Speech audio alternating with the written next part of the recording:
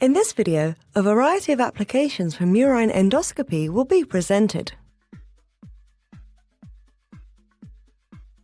In the first application, how to use the endoscope to score disease severity in a mouse model of colitis will be shown.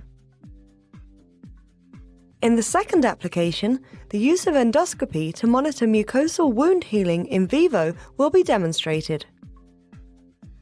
In the last application, the use of fluorescence endoscopy to detect intestinal tumors and the technique to intramucosally inject agents will be presented.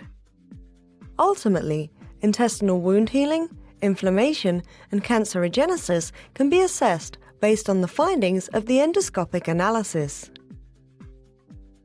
The main advantage of this technique over existing methods like histological analysis of experimental colitis is that with this technique you can perform intra-individual follow-up examinations and repetitively assess mucosal alterations.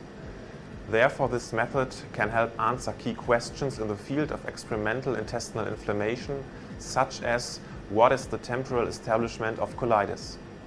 The implications of this technique extend to the therapy of colorectal cancer because of the possibility to functionally characterize neoplastic lesions. Though this method can provide insight into the development of colorectal cancer, it can also be applied to other systems, such as inflammatory bowel disease or infectious colitis.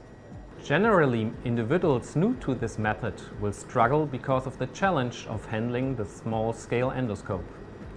Fluorescence endoscopy expands the potential of white light endoscopy to molecular imaging by specific targeting of cellular structures by fluorescence.